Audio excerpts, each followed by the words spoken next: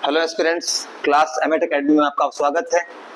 हमारी जो पॉलिटी की सीरीज हमने अपने चैनल पे कंटिन्यू की थी, उसका आज का पार्ट है हमारा संविधान का स्रोत। हमने कॉन्स्टिट्यूशन के बारे में अभी तक ये पढ़ा कि संविधान सभा जो कॉन्स्टिट्यूएंट असेंबली कैसे बनी थी, उसका निर्माण कैसे हुआ था। उसके बाद हमने उद्देशिका के बारे में पढ़ा। उसके बाद संविधान सभा ने संविधान को निर्मित करने के लिए कौन कौन सी समितियां बनाई थी, उसके बारे में हमने कल डिस्कस किया। संघीय संविधान समिति, प्रांतों की समिति, मौलिक अधिकारों की समिति, इन सब की बात की। अब हम देखते हैं कि ये जो संविधान के जो प्रावधान बनाए गए हैं कि ये इनका स्रोत क्या है, इनका सोर्स क्या है, सोर्स ऑफ कॉन्स्टिट्यूशन, इनका सोर्स क्या है। ठीक है, ये हमें जानना है कि कॉन्स्टिट्यूशन का सोर्स क्या है, कि जितने प्रावधान किए गए हैं वो कहां से लिए गए हैं। अच्छा, हमारे एग्जाम में चाहे वो यूपी पीसीएस हो, बिहार पीसीएस हो, और चाहे एसएससी हो और यूपीएससी, सभी एग्जामों में इस टॉपिक से क्वेश्चन बने हुए हैं और बनते रहते हैं, क्योंकि ये हमें जानना जरूरी है कि ये प्रावधान आया कहां से, हमारे संविधान में ये प्रावधान कहां से आया।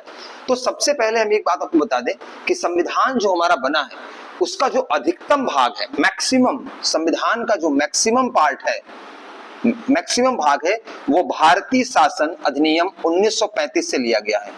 इसको आप याद रखिएगा, जब भी कोई कहे कि संविधान जो अपना बना है वो मैक्सिमम कहां से लिया गया, या मैक्सिमम किससे प्रभावित है, या किससे प्रेरित है, या कहां से उसका कंटेंट सबसे ज्यादा मैच करता है, कहां से लिया गया, ऐसे शब्द अगर क्वेश्चन में आते हैं तो सीधा आपको टिक करना है क्या, भारतीय शासन अधिनियम, गवर्नमेंट ऑफ इंडिया एक्ट 1935। अच्छा, आप जब ये एक्ट पढ़ेंगे, अभी हम आने वाले लेक्चर में आपको इस एक्ट के बारे में, रेगुलेटिंग एक्ट के बारे में, पिट्स इंडिया एक्ट के बारे में, सारे एक्ट के बारे में आपको हम बताएंगे, उसकी डीप स्टडी करेंगे। तो वहां पे आपको मालूम पड़ेगा कि ये अधिनियम जो है यहां से क्यों लिया गया है अधिकतम भाग, वो समझ में आएगा। क्योंकि इसके अंदर बहुत एक कहते हैं ना कि जो शासन व्यवस्था का सबसे ज्यादा भाग का निर्माण जो हुआ नियमों का, वो इसी अधिनियम के द्वारा हुआ था। एक संघीय परिकल्पना की गई, बहुत सारी चीजें आपको इसमें मिलेंगी। तो जो हमारा संविधान है, संविधान का मैक्सिमम भाग जो लिया गया है वो कहां से लिया गया है, भारतीय शासन अधिनियम, गवर्नमेंट ऑफ इंडिया एक्ट 1935। ठीक है, जब भी आए क्वेश्चन, कभी भी पूछे कि जो भारतीय संविधान है, इंडियन कॉन्स्टिट्यूशन है, उसका मैक्सिमम पार्ट कहां से लिया गया है, तो मैक्सिमम पार्ट लिया गया है गवर्नमेंट ऑफ इंडिया एक्ट 1935। ठीक। अच्छा, एक चीज हम इसमें और देखेंगे कि ये हमने लिस्ट बना रखी है कि क्या विशेषताएं हैं हमारे संविधान में, कौन कौन सी विशेषताएं हैं और वो कहां से ली गई हैं। इस पे बहुत बार क्वेश्चन आता है, मैं आपको बता रहा हूं ना, कम से कम इस पे अभी तक सारे स्टेट सर्विसेज एग्जाम में और अन्य एग्जामों में जितने भी हैं, उनमें कम से कम 25 से 30 क्वेश्चन यहाँ से, इसी आपके व्हाइट बोर्ड पे जो मैंने ये बनाया हुआ है, यहाँ से आपके वो क्या कहते हैं, हिट करते हैं, अभी तक आए हुए हैं और आने वाले एग्जाम में भी निश्चित रूप से आएंगे। ये सब ऐसे टॉपिक है जिनको आप इग्नोर करके एग्जाम में नहीं जा सकते। ठीक है, तो हमने ये लिस्ट बना दी है। ये है सोर्स, स्रोत को क्या बोलते हैं, सोर्स, कि कहां से ये निकला है। ठीक है, ये जो हमारी विशेषताएं हैं संविधान की, ये सारी विशेषताएं किन किन देशों के संविधान से निकली हैं, ये सारा डिटेल हम आज डिस्कस करेंगे। तो पहला पार्ट, हमारा पहला क्या था पॉइंट, कि मैक्सिमम भाग भारतीय संविधान का कहां से लिया गया है, तो वो लिया गया है गवर्नमेंट ऑफ इंडिया एक्ट 1935। ये अंग्रेजों के समय ही पारित हुआ था, वहीं से लिया गया है, क्योंकि प्रशासन की प्रणाली जो अपनी अधिकतम है ना, वो ब्रिटेन ने जो हमारे लिए नियम बनाए थे वहां से ही ली गई है। अच्छा, अब देखते हैं कि कौन कौन सी चीजें इस अधिनियम से ली गई हैं। अब मैंने पहले तो बोल दिया कि अधिकतम भाग, कौन कौन सी चीजें ली गई हैं। तो देखो, जो संघीय तंत्र है अपना, जो अपना संघीय तंत्र है वो वहां से लिया गया है। जो न्यायपालिका का रूप है, जो न्यायपालिका का रूप है वो कहां से लिया गया है, भारतीय शासन अधिनियम से लिया गया है। आपातकालीन उपबंध जो है वो कहां से लिया गया है, आपातकालीन उपबंध, इमरजेंसी प्रोविजंस, कहां से लिया गया है, इसी अधिनियम से लिया गया है, भारतीय शासन अधिनियम 1935। अच्छा, यहाँ पे मैं आपको एक बहुत ही इंपॉर्टेंट पॉइंट बताऊंगा। आपातकालीन उपबंध 1935 से लिया गया है, लेकिन अगर कहेगा कि आपातकाल के समय मूल अधिकारों का स्थगन, ये कहां से लिया गया है? तो ये लिया गया है जर्मनी से। ठीक है, ये जर्मनी के वाइमर संविधान से लिया गया है। ये आप ये अंतर ये बता दो, ये कई बार आपको ये ट्रिकी क्वेश्चन बन जाता है, क्योंकि स्टूडेंट क्या करते हैं, वो सतही तौर पे जब पढ़ते हैं तो उन्हें लगता है कि आपातकाल कहां से लिया गया है, जर्मनी से लिया गया, लेकिन ऐसा नहीं है। आपातकाल का उपबंध जो लिया गया है वो 1935 के एक्ट से लिया गया है, और आपातकाल के समय मूल अधिकारों का स्थगन जो होता है, जो मूल अधिकारों को स्थगित किया जाता है, वो जर्मनी के वाइमर संविधान से लिया गया है। ठीक है, तो ये आप इस चीज को बिल्कुल याद रखिए, ये कहां से लिया गया है। ठीक है, तो न्यायपालिका भारतीय शासन अधिनियम 1935, आपातकालीन उपबंध भारतीय शासन 1935 अधिनियम, राज्यपाल का कार्यालय, जो राज्यपाल का कार्यालय है उसका प्रावधान लिया गया है 1935 से। राज्यपाल का जो कार्यालय है वो लिया गया है 1935 के अधिनियम से। ठीक, तो ये चार चीजें अधिनियम 35 से ली गई हैं। कौन कौन सी? संघीय तंत्र की, जुडिशियरी की, न्यायपालिका, आपातकालीन उपबंध जो प्रोविजंस है वो लिए गए हैं 1935 के अधिनियम से, और राज्यपाल का कार्यालय जो है वो कैसा होगा, वो लिया गया है 1935 के अधिनियम से। ठीक, तो ये चीज हमने नोट, ये चीज बहुत ही इंपॉर्टेंट है, क्योंकि मैक्सिमम भाग हमारा भारतीय संविधान के भारतीय संविधान का भाग जो है वो भारतीय शासन अधिनियम 1935 के एक्ट से लिया गया है। अब हम बात करते हैं और विशेषताओं के बारे में। जैसे हमारी देखो, जो संसदीय शासन है, अपने यहाँ जो पार्लियामेंट्री सिस्टम है वो कब का डेवलप हुआ है, वो अंग्रेजों के समय ही डेवलप हुआ है। तो जो संसदीय शासन वो कहां से लिया जाएगा? ब्रिटेन के संविधान से। अच्छा, इसको लेने में फायदा क्या था पता है? फायदा ये था कि चूंकि हमारे यहाँ संसदीय शासन प्रणाली, अंग्रेज जब आए, ये लेके चलिए कि आप 2-3 बार जो चुनाव हुआ था वो उन्हीं के शासन प्रणाली से हुआ था, और अपने यहाँ जो सिस्टम चल रहा था, क्या कहते हैं उसको, शासन का, वो संसदीय प्रणाली थी, पार्लियामेंट सिस्टम था। राज्यों में प्रांतों में विधानसभाएं थी, और इस केंद्र में राज्यसभा और लोकसभा का जो एक स्वरूप था। तो कहीं ना कहीं हमारे जो क्या कहते हैं कि राजनीतिक दल थे और जो हमारी जनता थी वो इस प्रणाली के लिए अनुकूल हो चुकी थी, इसलिए इस शासन प्रणाली को अडॉप्ट किया गया। तो संसदीय शासन कहां से लिया गया है? ब्रिटेन के संविधान से। मंत्रिमंडलीय प्रणाली, जो कैबिनेट सिस्टम होता है, काउंसिल ऑफ मिनिस्टर का, काउंसिल ऑफ मिनिस्टर की प्रणाली कहां से ली गई है? ये ब्रिटेन से ही ली गई है, यहाँ पे ये सिस्टम थी। विधि का शासन, जो कहते हैं rule of law, rule of law जो होता है वो कहां से लिया गया है? ब्रिटेन के संविधान से। रूल ऑफ लॉ कहां से लिया गया है? ब्रिटेन के संविधान से। ये बिल्कुल याद रखिएगा, क्योंकि सीधा क्वेश्चन आता है यहां से कि ये कहां से लिया गया है, रूल ऑफ लॉ कहां से लिया गया है। अच्छा, एक चीज आप याद रखना, रूल ऑफ लॉ लिया गया है, विधि का शासन जो विशेषता कहां से ली गई है? ब्रिटेन के संविधान से। लेकिन विधि द्वारा स्थापित प्रक्रिया ये ली गई है जापान से। विधि द्वारा स्थापित प्रक्रिया, विधि द्वारा स्थापित प्रक्रिया याद रखना। स्टैब्लिश प्रोसीजर बाय, ये कहते हैं स्टैब्लिश प्रोसीजर बाय लॉ, विधि द्वारा स्थापित प्रक्रिया। विधि का शासन कहां से लिया गया है? ब्रिटेन से। विधि द्वारा स्थापित प्रक्रिया कहां से लिया गया है? जापान से। ये याद रखना, एग्जामिनर कई बार आपको कंफ्यूज करने के लिए जहां सेम क्या कहते हैं कीवर्ड्स होते हैं, वहां एग्जामिनर आपको फंसाने की कोशिश करेगा। वो 4 ऑप्शन में जापान और ब्रिटेन दोनों देगा, जापान और ब्रिटेन दोनों देगा। तो आप ये याद रखिएगा, जापान का संविधान से क्या लिया गया है? विधि द्वारा स्थापित प्रक्रिया। और ब्रिटेन के संविधान से क्या लिया गया है? विधि का शासन। ठीक है, रूल ऑफ लॉ। अच्छा, एकल नागरिकता कहां से ली गई है? एकल नागरिकता भी हमने ब्रिटेन से ही ली है, एकल नागरिकता, ये याद रखना। अच्छा, विधायी प्रक्रिया कैसे, जो हमारे एक्ट बनेंगे वो कैसे, उनका प्रोसीजर क्या होगा, वो भी हमने ब्रिटेन से ही लिया है, क्योंकि हम कहीं ना कहीं उन्होंने जो सिस्टम बनाया था उसी को तो हम आगे लेके चले हैं।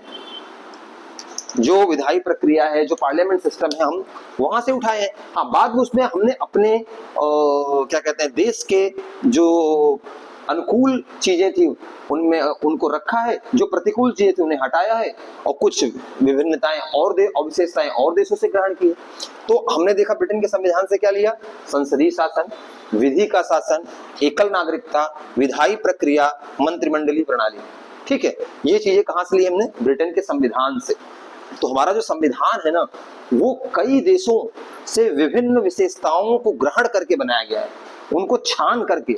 हमारे जो संविधान निर्मित करने का समय आया, तो हमारे यहाँ के जो विधि विशेषज्ञ थे, उन्होंने दुनिया के कई संविधान का अध्ययन किया कि कहां से कौन कौन सी चीज अच्छी है, उसको अपने देश में लागू करो।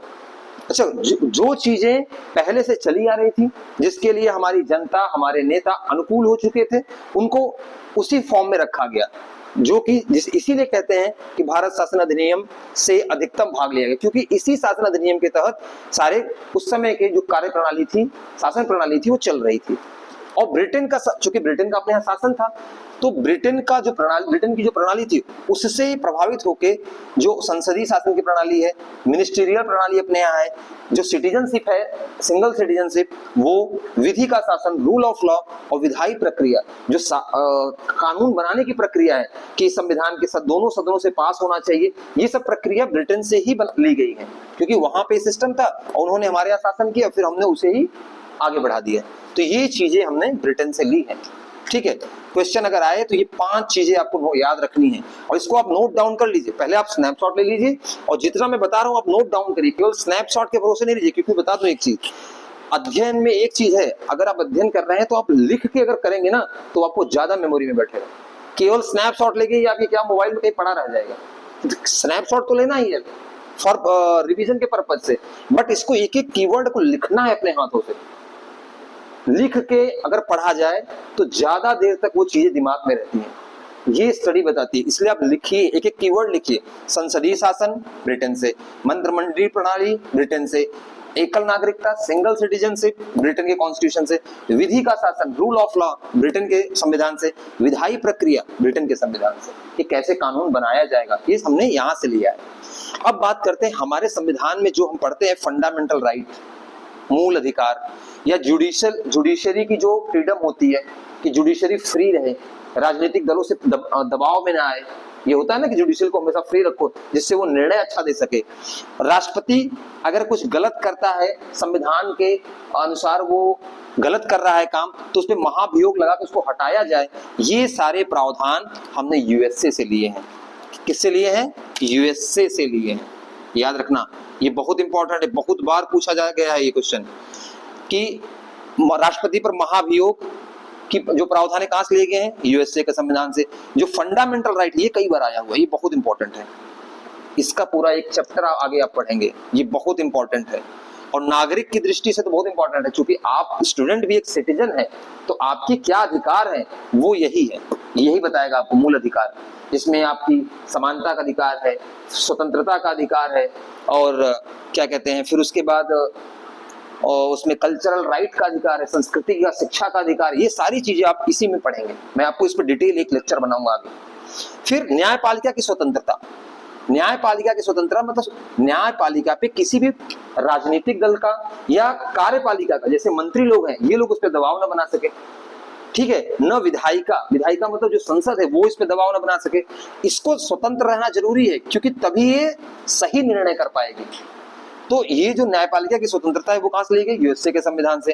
राष्ट्रपति महाभियोग यूएसए के संविधान से। अच्छा, सुप्रीम कोर्ट और हाई कोर्ट के जजों को हटाना है तो कैसे हटाए जाएंगे, वो भी यूएसए के संविधान से लिया गया है। अभी आपने सुन रहे होंगे जस्टिस वर्मा के बारे में, जस्टिस वर्मा के बारे में सुन रहे होंगे, जिनके घर से काफी पैसा निकला था और आग लगने में कुछ ऐसा केस उठा था। अब उनको हटाना है तो यही प्रावधान काम करेगा। हाई कोर्ट या सुप्रीम कोर्ट के जज को हटाना है तो वो उसका प्रावधान हमने यूएसए के संविधान से लिया है। ये विशेषता यहां से ली गई है। ठीक है, जस्टिस वर्मा का आप लोग याद रखिएगा, अगर उनका इम्पीचमेंट उनको हटाया जाएगा तो इसी प्रावधान से हटाया जाएगा। अभी वो केस चल रहा है, उसमें क्या होता है, वो सदन में वो क्या कहते हैं, वो मोशन आएगा, वो चीजें फिर उस प्रक्रिया में होंगी। तो ये अपना याद रखिए कि जजों का रिमूवल और राष्ट्रपति का महाभियोग, ये दोनों यूएसए के संविधान से हैं। मूल अधिकार, न्यायपालिका की स्वतंत्रता यूएसए के संविधान से है। अच्छा, एक और चीज है, न्यायिक पुनरावलोकन। इसका मतलब समझ रहे हैं? न्यायिक मतलब जुडिशियल, पुनरावलोकन, पुनरावलोकन तोड़िए ना, तो ये पुनः अवलोकन को मिला के बना है पुनरावलोकन। पुनः मतलब दोबारा, अवलोकन मतलब देखना। आप दोबारा देखो, अगर कोई चीज सुप्रीम कोर्ट या कहीं पे निर्णय आ रहा है, कोई कानून बन रहा है, तो न्यायपालिका उसको दोबारा चेक कर सकती है कि ये सही है कि नहीं।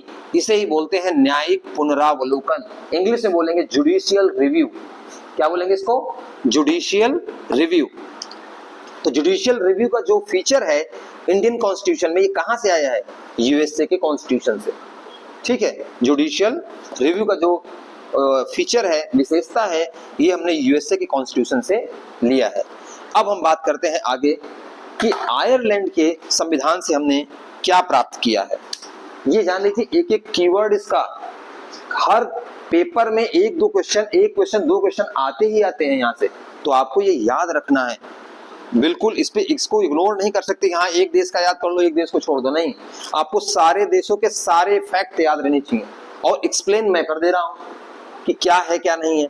अच्छा, अब ये देखिए क्या है डीपीएसपी। डीपीएसपी क्या है?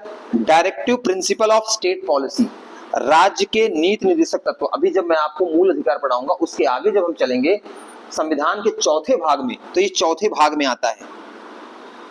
संविधान के मूलतः 22 भाग है, और उसमें, और अगर पूरी तरीके से देखा जाए आज के समय में उसको सब पार्ट को जोड़ ले तो उसके 25 भाग है संविधान के, तो ये चौथे भाग में आता है directive principle of state policy. तो ये कहां से लिया गया है? ये लिया गया है आयरलैंड से, आयरलैंड देश से लिया गया है DPSP, directive principle of state policy. अच्छा, ये होता क्या है? डीपीएसपी क्या है? डीपीएसपी है जब स्टेट कोई पॉलिसी बनाए, तो डीपीएसपी कहीं न कहीं उसके ये समझिए कि एक सलाहकारी अनुदेश का कार्य करती है कि अगर राज्यों को अगर कोई पॉलिसी बनानी है तो डीपीएसपी को ध्यान में रख के बनानी होती है कि अधिकतम डीपीएसपी को हम लागू कर सके, क्योंकि डीपीएसपी को बोला जाता है कि ये नागरिकों के कल्याण के लिए बनाई गई है। ठीक है, जैसे हम कहते नहीं है, मैं आपको डीपीएसपी का एग्जांपल दे रहा हूं, आर्टिकल 44 जिसमें यूसीसी है, यूनिफॉर्म सिविल कोड, जो कहते हैं ना यूनिफॉर्म सिविल कोड, तो यूनिफॉर्म सिविल कोड डीपीएसपी में आता है।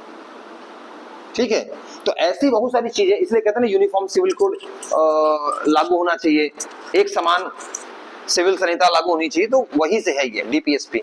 फिर राष्ट्रपति के निर्वाचन की पद्धति, जो राष्ट्रपति का निर्वाचन की प्रक्रिया है, जो प्रेसिडेंट का चुनाव कैसे होगा, उसकी पद्धति क्या होगी, ये हमने लिया है आयरलैंड से। तो डीपीएसपी कहां से लिया है? आयरलैंड से। राष्ट्रपति के निर्वाचन की पद्धति कहां से ली है? हमने आयरलैंड से ली है।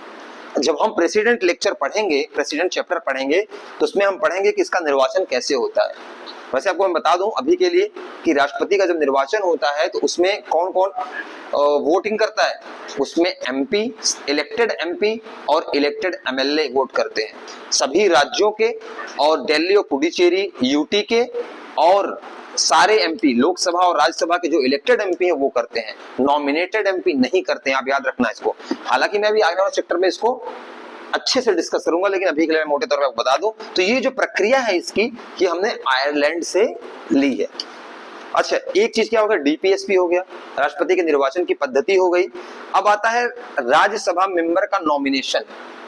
अभी हमने सुना था कि 3 या 4 लोगों को राज्यसभा में एक मेंबर ऑफ पार्लियामेंट के तौर पे नॉमिनेट किया गया है। तो ये इसका प्रावधान कहां से लिया गया है? राज्यसभा के मेंबर का नॉमिनेशन जो होता है वो कहां से लिया गया है? वो आयरलैंड से लिया गया है। तो आयरलैंड से कौन कौन सी चीजें ली गई हैं? डीपीएसपी, राज्यसभा के सदस्य का मनोनयन, नामांकन या नॉमिनेशन, और राष्ट्रपति के निर्वाचन की पद्धति। तो राज्यसभा के नॉमिनेशन और राष्ट्रपति के निर्वाचन की पद्धति और डीपीएसपी। यूएसए से क्या लिया गया है? मौलिक अधिकार लिया गया है, जुडिशियल रिमूवल लिया गया है, जजों का रिमूवल, जुडिशियल रिव्यू लिया गया है, राष्ट्रपति के महाभियोग का प्रावधान लिया गया है, और न्यायपालिका की स्वतंत्रता, फ्रीडम ऑफ जुडिशरी, यहीं से ली गई है। ठीक, तो हमने ये 3 देशों को देख लिया कि कहां से कौन कौन सी चीजें ली गई हैं। अब हम बात करते हैं कनाडा। कनाडा देश से भी, कनाडा के संविधान से भी भारत ने 2 विशेषताएं प्रमुखता जो ली गई हैं, उनमें से 2 प्रमुख हैं। एक है, हम बात करते हैं ना कि जो अपने यहाँ जो सिस्टम है, किस प्रकार से केंद्र में और राज्यों में जो पावर है वो बंटवारा हुआ है।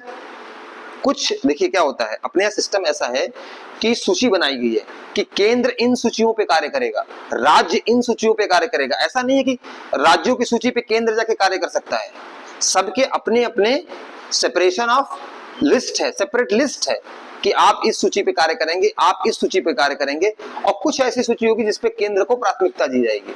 तो ये जो इसमें क्या है, केंद्र को सशक्त बनाया गया है, अपने यहाँ केंद्र को सशक्त बनाया गया है। सशक्त केंद्र के साथ संघीय व्यवस्था।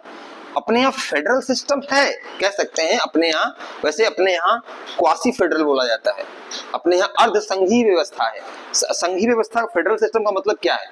फेडरल सिस्टम का मतलब होता है जैसे ये केंद्र है और ये रहे राज्य, तो फेडरल का मतलब होता है कि केंद्र और राज्य के बीच में एक समता हो। ठीक है, ऐसा नहीं हो कि केंद्र ऊपर हो राज्य इसके नीचे हो, नहीं, इसकी अपनी स्वायत्तता हो, इसकी अपनी स्वायत्तता हो, और आपस में भी इन लोगों की आपस में स्वायत्तता हो और समानता का एक समकक्ष रूप से वो कार्य करें। समकक्षता का, ऊपर हायरार्की का सिस्टम नहीं हो, समकक्षता की भावना हो। किंतु भारत की विविधता, इसकी एकता और अखंडता को बनाए रखने के लिए क्योंकि देखिए क्या है, अपने यहाँ विविधता बहुत ज्यादा है। आजादी की बात पता है आपको स्टूडेंट्स? आजादी के बाद यूरोप के देश तो यहां तक कहते थे कि भारत सरवाइव ही नहीं कर पाएगा एक देश के रूप में, क्योंकि इतना इतनी डाइवर्स कंट्री है, इतनी कल्चर है, इतनी भाषाएं हैं। हाँ, अच्छा, साउथ की अपनी अपनी वो है कि हिंदी के लिए इतना एक्सेप्टेंस ना होना, और अन्य भाषाओं, मतलब हर जगह अपनी अपनी एक इशू है, भाषा को लेके, संस्कृति को लेके, कल्चर को लेके, हर चीज को लेके एक इशू है। तो उनका तो ये लगता था कि इंडिया ज्यादा से ज्यादा 5-10 साल में टूट जाएगा, कई पार्ट में टूट जाएगा। अच्छा, अपने यहाँ रियासतें दुनिया भर की थी, तो ये होता था कि ये सरवाइव नहीं कर पाएगा। ऐसा यूरोपीय कंट्री, जो यूरोप के कई विद्वान थे वो कहते थे कि इंडिया ज्यादा से ज्यादा 5-10 साल में टूट जाएगा, इतनी डाइवर्सिटी, ये रह ही नहीं सकता इतना बड़ा देश बन के।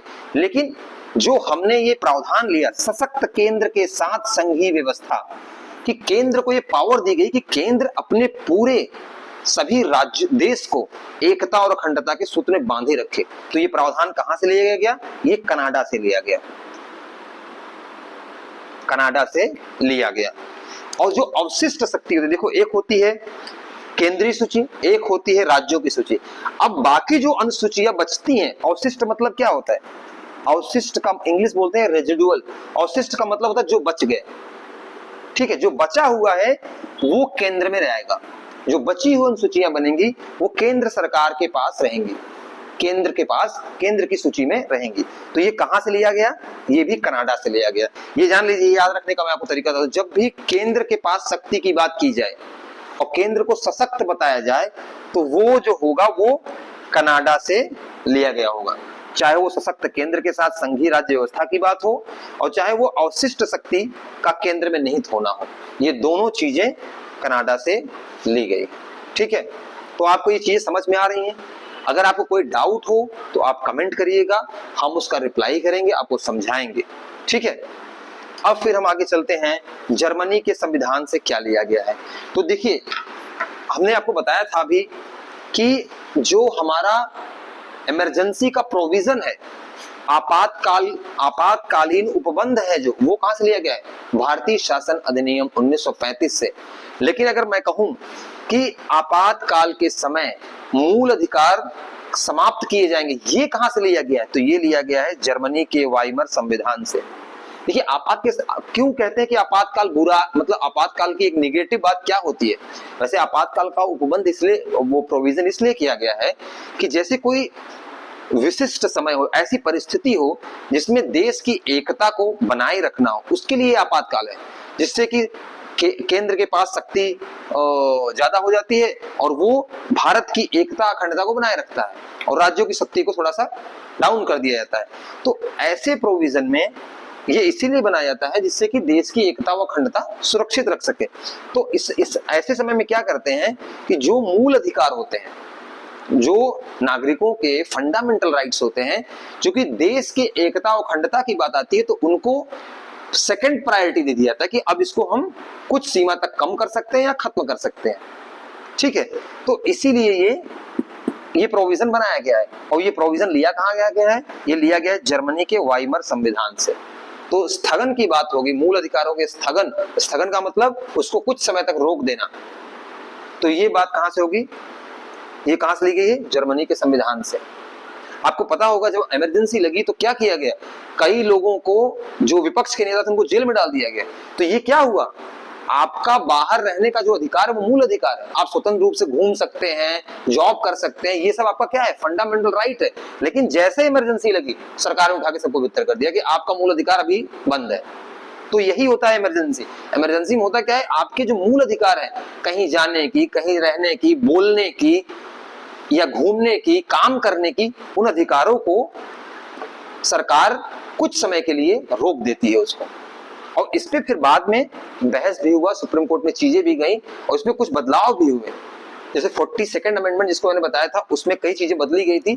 44 कॉन्स्टिट्यूशन अमेंडमेंट एक्ट हम आगे पढ़ेंगे, जब हम इमरजेंसी की बात करेंगे उसमें डिटेल में इसको डिस्कस करेंगे कि उस समय जो तत्कालीन गवर्नमेंट थी उन्होंने क्या बदलाव किया था 42nd से, और फिर बाद में जो जनता पार्टी की सरकार आई 44 कॉन्स्टिट्यूशन अमेंडमेंट एक्ट 1978 में, उसने क्या फिर बदलाव किया जिससे कि इमरजेंसी का दुरुपयोग ना होने पाए। देखिए इमरजेंसी का प्रावधान जो है ना, वो देश की एकता के लिए बनाया गया है, लेकिन वही है कि अगर जो काम करने जिनके हाथ में शक्ति है, अगर उनकी नीयत खराब हो जाए तो बिल्कुल उसका मिसयूज कर सकते हैं। अच्छा, इसी बारे में कहा गया है, डॉक्टर राजेंद्र प्रसाद ने ये बात कही थी कि संविधान कितना भी अच्छा हो, अगर उसको यूज करने वाले अच्छे नहीं होंगे तो वो बुरा हो जाएगा। ये बात डॉक्टर राजेंद्र प्रसाद, जो कि हमारे प्रथम राष्ट्रपति हैं और संविधान सभा के अध्यक्ष रह चुके हैं। मैंने आपको पहली क्लास में बताया था पॉलिटी की कि संविधान सभा के स्थायी अध्यक्ष कौन थे, डॉक्टर राजेंद्र प्रसाद। अस्थायी अध्यक्ष कौन थे, डॉक्टर सच्चिदानंद सिन्हा। तो ये बात याद रखिएगा। तो यही हुआ है। तो आपातकाल में मूल अधिकारों का जो स्थगन है वो जर्मनी के वाइमर संविधान से लिया गया है। ठीक, इसको याद रखिएगा। कहेगा उपबंध कहां से लिया गया, उसके प्रोविजन, तो वो कहां से लिया गया है, 1935 एक्ट से। कहेगा कि इसके तहत स्थगन, मूल अधिकारों को जो खत्म किया जाएगा, कर्ब किया जाएगा, कंट्रोल किया जाएगा, वो है जर्मनी के वाइमर संविधान से। अच्छा, मैं आपको याद करने का एक ट्रिक दे देता हूं। जर्मनी में कौन था, हिटलर। हिटलर क्या करता था, कठोर था, सारी चीजें खत्म कर देता था। तो याद रखना कि मूल अधिकार को स्थगन करने का कहां से आएगा, जर्मनी से आएगा। तो हिटलर से थोड़ा याद रखना आप, ठीक है। अब आगे हम बात करते हैं कि जो हमारे संविधान में मूल कर्तव्य है। देखिए, नागरिकों के मूल अधिकार भी हैं कि ये आपको मिलना चाहिए कि मुझे बोलने की स्वतंत्रता हो, मुझे काम करने की स्वतंत्रता हो, मुझे कहीं भी बसने की स्वतंत्रता हो। जैसे अभी कई जगह ये बात उठती है, महाराष्ट्र में उठती है कि नहीं यहाँ पे मराठी वाले रहेंगे, या वो तो उनका पॉलिटिकल गेम होता है, जो भी है उसमें हमें नहीं जाना है। लेकिन अगर कोई कहे कि क्या बसने में कोई अधिकार छीन सकता है, नहीं। भारत का नागरिक भारत के किसी भी क्षेत्र में जाके बस सकता है, ये उसका मौलिक अधिकार है, फंडामेंटल राइट है, इसे कोई रोक नहीं सकता। बसने से कोई रोक नहीं सकता, काम करने से रोक नहीं सकता। भैया प्रत्येक भारतीय नागरिक का अधिकार है। अगर कोई करता है रोकने की कोशिश तो उस अधिकार के लिए वो नागरिक सुप्रीम कोर्ट में जा सकता है और हाई कोर्ट में भी जा सकता है। आर्टिकल 3(2) के अकॉर्डिंग सुप्रीम कोर्ट में जाएगा और आर्टिकल 2(6) के अकॉर्डिंग हाई कोर्ट में जाके वो अपने मौलिक अधिकार की रक्षा कर सकता है। इसलिए मैंने आपको बताया था कि जो मौलिक अधिकार होते हैं वो क्या होते हैं, इनफोर्सेबल होते हैं, कि अगर आप किसी ने उसका हनन किया तो आप सीधे कोर्ट जाइए कि सर ऐसा ऐसा मेरे साथ हो रहा है, वो वहां से जजमेंट करके आपका अधिकार दिलाएंगे। तो इसी जिस प्रकार मौलिक अधिकार है उसी प्रकार मौलिक कर्तव्य भी है, क्योंकि आप नागरिक हैं। नागरिक का आपने अधिकार तो ले लिया, तो आपके इस देश के लिए कुछ कर्तव्य भी है कि हमें आपको देश के लिए ये करना चाहिए। जैसे मौलिक कर्तव्यों में हम आगे इसका एक चैप्टर ही पढ़ेंगे। मौलिक कर्तव्य में बताया गया है कि हमें अपने जो संविधान क्या कहते हैं, स्वतंत्रता सेनानी थे और उसके जो आदर्श थे उनका सम्मान करना चाहिए। ये उसी मौलिक कर्तव्य में आता है। और कभी जब देश को जरूरत पड़े तो हमें वहां पे रहना है। ऐसी चीजें हैं, जैसे झंडे का सम्मान हो गया, तो ये सब चीजें कहीं ना कहीं मौलिक कर्तव्य से आती हैं। तो ये जो लिया कहां से गया है, ये लिया गया है सोवियत संघ से। ये सोवियत संघ क्या है, ये यूएसएसआर, आज का रसिया, जिसको हम रूस कहते हैं। रूस विखंडित होने से पहले सोवियत संघ के नाम से जाना था। इसमें और भी देश सारे थे। ये जब ये विखंडित हुआ तो इसमें आज उसी का सबसे बड़ा भाग जो है वो रसिया या रूस कहलाता है। तो सोवियत संघ के संविधान से हमने क्या लिया था, मूल कर्तव्य लिया गया था। अच्छा, मूल कर्तव्य हमारे संविधान में पूछ लेता है, मूल कर्तव्य हमारे संविधान में पहले नहीं था, ये बाद में जोड़ा गया है। ठीक है, अब बात करते हैं हम, और ये आता किसमें है, किस पार्ट में है, ये है भारतीय संविधान के 4th ए में। ठीक है, पहले में है यूनियन एंड टेरिटरी, सेकंड में है सिटीजनशिप, थर्ड में है फंडामेंटल राइट, फोर्थ में है डायरेक्टिव प्रिंसिपल, 4th ए में है फंडामेंटल ड्यूटीज। हम आपको एक चैप्टर में पूरे संविधान के भाग बताएंगे, क्योंकि इससे भी सीधा क्वेश्चन आता है कि किस भाग में क्या चीजें हैं। जैसे 22 भाग है ना, तो 22 भागों को आपको जानना पड़ेगा। हर एग्जाम में मैं बता रहा हूँ, आरओ का पेपर हुआ था अभी, सीधा क्वेश्चन आया था कि जो निर्वाचन का प्रोसेस होता है वो किस भाग में है, तो आपको सारे भाग एक चैप्टर में पढ़ाऊंगा। सारी अनुसूचियां, जो 12 अनुसूचियां हैं, मूलतः 8 थी, बाद में 4 और जोड़ी गई, वो 12 को आपको पढ़ना पड़ेगा और याद करना है इसको। ठीक है, अब तो हमारा क्या हो गया, मूल कर्तव्य कहां से, सोवियत संघ से। Justice of social political economical, जो हमने प्रियम्बल में पढ़ा था, आपको याद होगा, प्रस्तावना में हमने क्या पढ़ा था, न्याय मिलना चाहिए, नागरिकों को न्याय मिल सके, तो कैसा न्याय, सामाजिक, आर्थिक, राजनीतिक, तो तीनों प्रकार के न्याय मिलने चाहिए, ये हमने प्रस्तावना में देखा था। तो ये जो चीज है, ये justice of social political economical, ये आया कहां से है, ये भी सोवियत संघ से आया है। ठीक है, ये भी सोवियत संघ से आया है। जो न्याय की अवधारणा है, सामाजिक, आर्थिक एवं राजनीतिक न्याय की अवधारणा है, जो प्रस्तावना में उल्लेखित है, वो सोवियत संघ से ली गई है, सोवियत संघ के संविधान से ली गई है। और मूल कर्तव्य कहां से लिया गया है, ये। अच्छा, मैं आपको याद करने का एक ट्रिक बता देता हूं, इसमें आप अगर थोड़ा समझेंगे तो ये हमेशा के लिए चीजें दिमाग में रहेंगी। क्या, देखिए, सोवियत संघ कैसी कंट्री थी, सोवियत संघ थी कम्युनिस्ट, समाजवादी जो कहते हैं, कम्युनिस्ट कंट्री थी, वहां कम्युनिज्म था। तो कम्युनिस्ट जो होते हैं, मार्क्स के जो फॉलोअर्स होते हैं, उनका क्या होता है, उनका सिस्टम ये होता है, उनके लिए न्याय का मूल्य बहुत इंपॉर्टेंट होता है कि सभी को समानता प्राप्त हो, सभी समाज में सभी समान रूप से रहे, सबको न्याय मिल सके। तो जो न्याय की अवधारणा कहां से ली गई है, सोवियत संघ से ली गई। और जो कम्युनिज्म होता है, जो मार्क्सिज्म है, कम्युनिज्म है, उसमें ना अधिकारों को प्राथमिकता कम दी जाती है, मूल कर्तव्यों पे ज्यादा बल दिया जाता है कि तुम अपना कर्तव्य करो, तुमको अधिकार मिल जाएंगे। वहां मूल अधिकारों पे बल उतना नहीं दिया जाता, कर्तव्य पे ज्यादा बल दिया जाता है। तो कर्तव्य और न्याय, ये दोनों सोवियत संघ की, एक समझ सकते हो, उस जो मार्क्सिज्म या कम्युनिज्म की जो मूल प्रिंसिपल है, बेसिक प्रिंसिपल है, वहीं से ये लिए गए। तो मूल कर्तव्य और justice of social political economical, ये सोवियत संघ के संविधान से लिया गया है। अब बात करते हैं आगे हम कि 4-5 विशेषताएं और बची हैं। विधि द्वारा स्थापित प्रक्रिया, हमने ये बात की थी, विधि द्वारा स्थापित प्रक्रिया। अच्छा, आप इसको नोट करिए, फिर हम इसको आगे बढ़ाते हैं।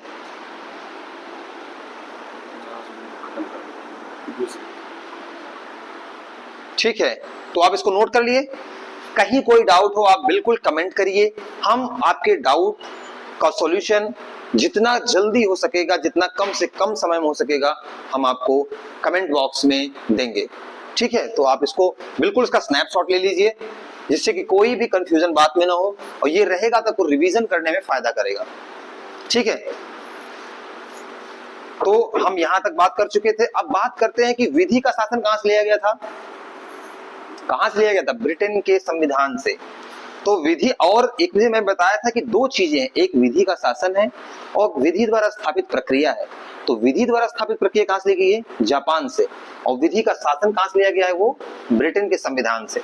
ठीक है, अब तो ये आप एकदम बिल्कुल याद रखिएगा। देखिए, 2 चीजें कंफ्यूजिंग है, आप उन 2 चीजों को बिल्कुल याद रखना।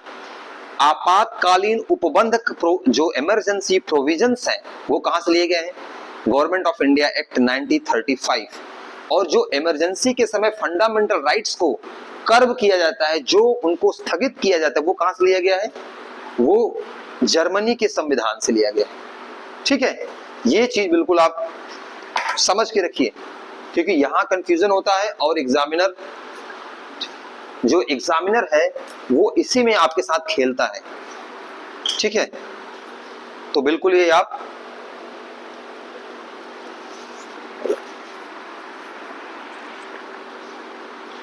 बिल्कुल याद, नोट कर लीजिए आप। फिर अब थोड़ा सा और बचा है, फिर हम इसको डिस्कस करते हैं।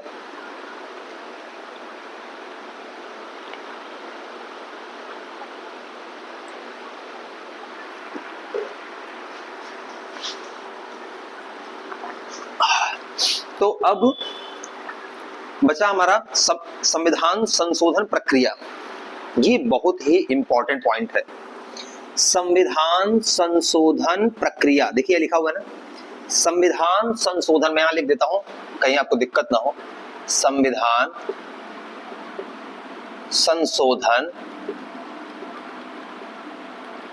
संशोधन प्रक्रिया।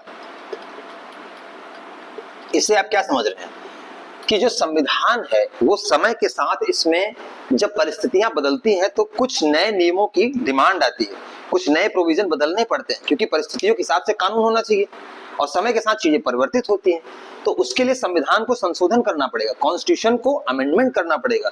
तो ये जो इसकी प्रक्रिया होगी वो कैसे किया जाएगा, जैसे अभी आप आगे चल के मैं आपको पढ़ाऊंगा अपने आने वाले लेक्चर में कि संविधान संशोधन करने के लिए दोनों सदनों के विशिष्ट बहुमत की जरूरत होती है।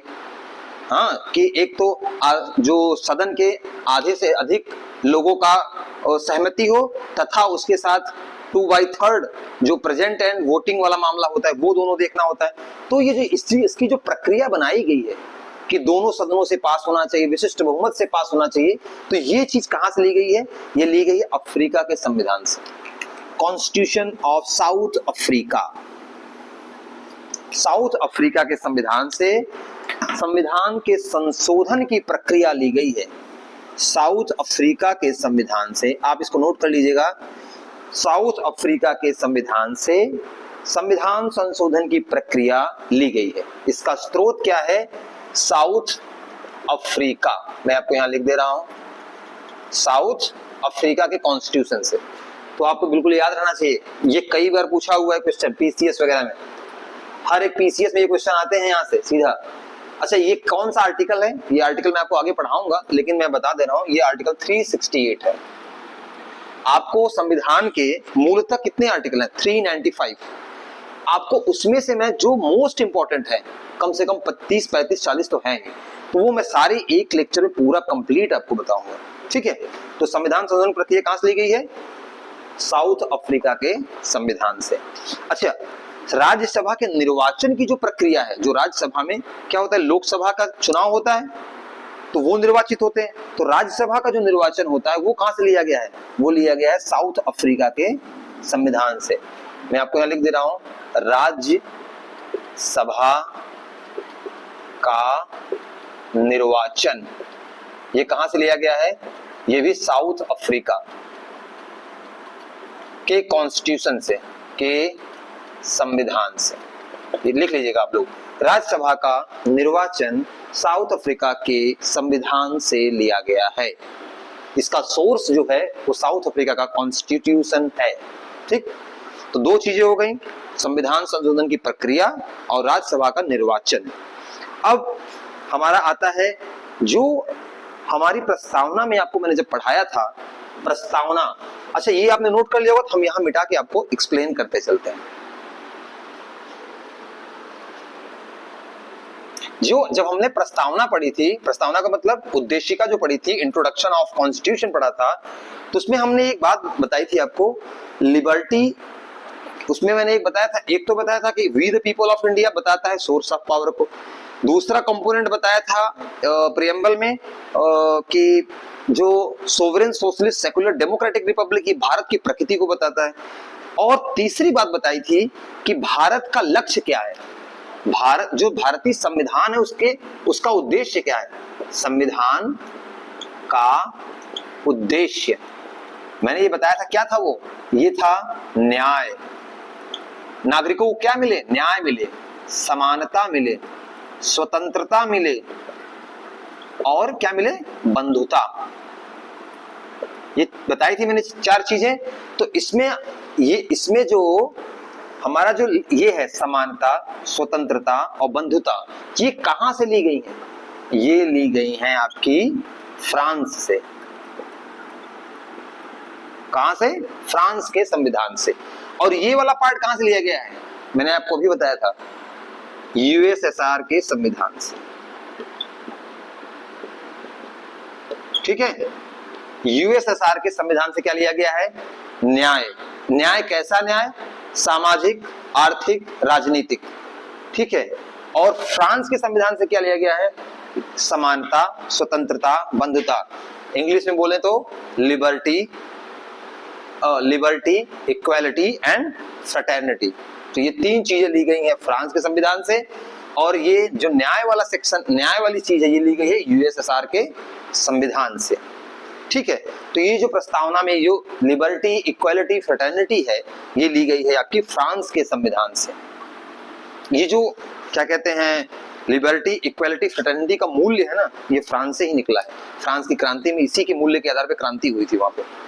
और एक चीज है जो गणतंत्र है, यहां आप देखिएगा गणतंत्र। गणतंत्र मैंने आपको बताया था क्या होता है, गणतंत्र का मतलब क्या होता है, कि भारत एक गणतंत्र, इसका क्या मतलब है, मैंने आपको बताया था भारत एक गणतंत्र है, इसका मतलब है कि जो भारत का हेड होगा, Indian head of Indian state जो होगा, वो चुनाव के द्वारा चुना जाएगा, न कि वंशानुगत होगा। रिपब्लिक इंग्लिश में बोलते हैं रिपब्लिक, और हिंदी में कहते हैं इसको गणतंत्र।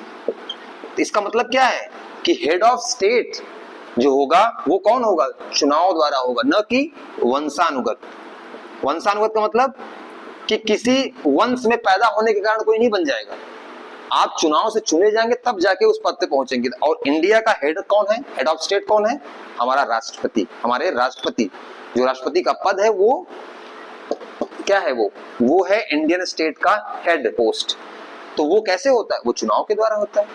उसको चुनने के लिए कौन, हम उसको चुनने का क्या प्रक्रिया है, उसके चुनने की प्रक्रिया प्रत्यक्ष प्रक्रिया नहीं है, क्योंकि नागरिक वोट नहीं देते हैं राष्ट्रपति के चुनाव में। राष्ट्रपति का जो चुनाव होता है उसको चुनते हैं एमपी एमएलए, जो इलेक्टेड एमपी एमएलए हैं देश के, वो चुनते हैं।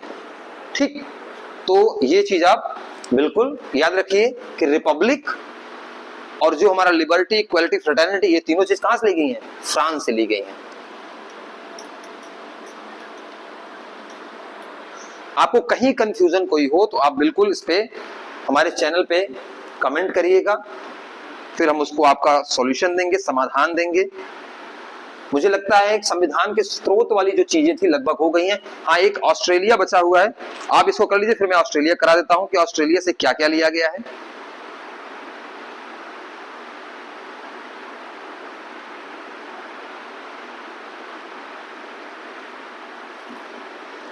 ये आपका हो गया होगा। मैं आगे एक बस सेक्शन बचा है ऑस्ट्रेलिया से, एक सेक्शन बचा है ऑस्ट्रेलिया से। अच्छा, इसके बाद हम क्या करेंगे, इससे रिलेटेड एक बार क्वेश्चन देख लेंगे। ऑस्ट्रेलिया से क्या क्या लिया गया है देख लेते हैं, एक लास्ट बचा है ऑस्ट्रेलिया से। ऑस्ट्रेलिया देखो, जो हमारी समवर्ती सूची का कॉन्सेप्ट है ना, समवर्ती सूची, समवर्ती सूची, एक होती है हमारी स्टेट लिस्ट, एक होती है सेंट्रल लिस्ट, एक होती है कंकरेंट लिस्ट। कंकरेंट को ही बोलते हैं हिंदी में समवर्ती सूची। ये क्या होती है, होता क्या है कि जो राज्यों के अधिकार है उनके लिए वो जो कानून बनाने के लिए सूची बनाई जाती है वो राज्य सूची है, कि इस पे राज्य के राइट है कानून बनाने का। ऐसे ही केंद्र के राइट होता है कि केंद्र इस पे कानून बनाएगा, उसको डील करेगा, तो वो संघ सूची हो गई। एक सूची होती है जिसमें जो बीच की सूची है, जिसमें इसमें वो चीजें डालते हैं जिसमें केंद्र और राज्य दोनों का अधिकार होता है, लेकिन अगर केंद्र राज्य ने कोई कानून बनाया और केंद्र उस पर फिर से कानून बना दे तो वहां पे केंद्र को प्रायोरिटी दी जाती है। तो ये होती है समवर्ती सूची। तो समवर्ती सूची का कॉन्सेप्ट कहां से लिया गया है, ऑस्ट्रेलिया से। और एक चीज और लिया गया है, सदनों की संयुक्त बैठक। सदनों की संयुक्त बैठक, ये भी यहीं से लिया गया है। अपने पार्लियामेंट्री सिस्टम में दो सदन है, एक लोकसभा, एक राज्यसभा।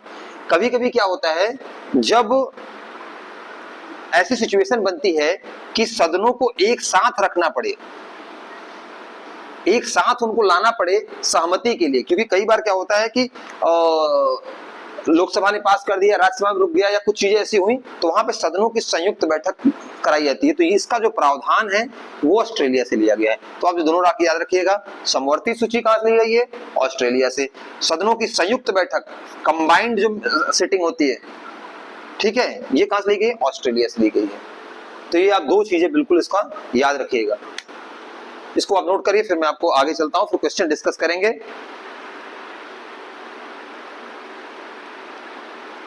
ये संसद के दोनों सदनों की संयुक्त बैठक की बात कर रहा है, दोनों सदन, मैं यहां लिख दे रहा हूं, दोनों सदन।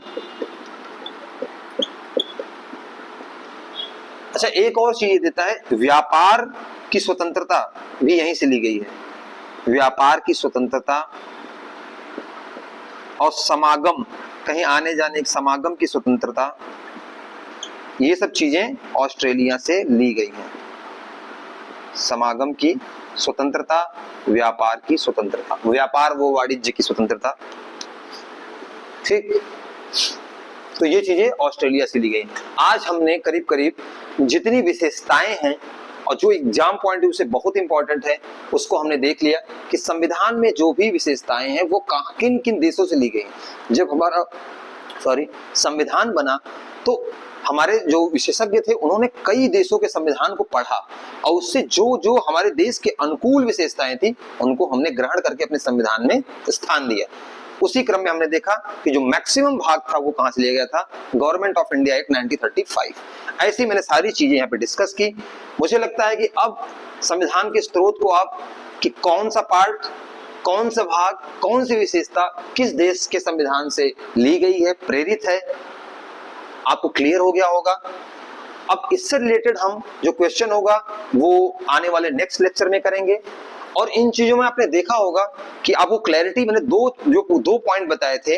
विधि का शासन ब्रिटेन के संविधान से, विधि द्वारा स्थापित प्रक्रिया जापान से, और आपातकालीन का उपबंध कहां से? Government of India act 1935।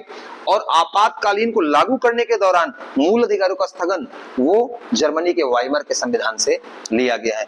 तो ये चीज बिल्कुल आप ध्यान रखिएगा, ठीक है। अगर इसमें कुछ बचा है तो एक बार मैं आपको 20 सेकंड दे रहा हूं, इसको फिर से एक बार देख लीजिए या स्नैपशॉट ले लीजिए, फिर इस लेक्चर को हम फिर यहां फिनिश करेंगे।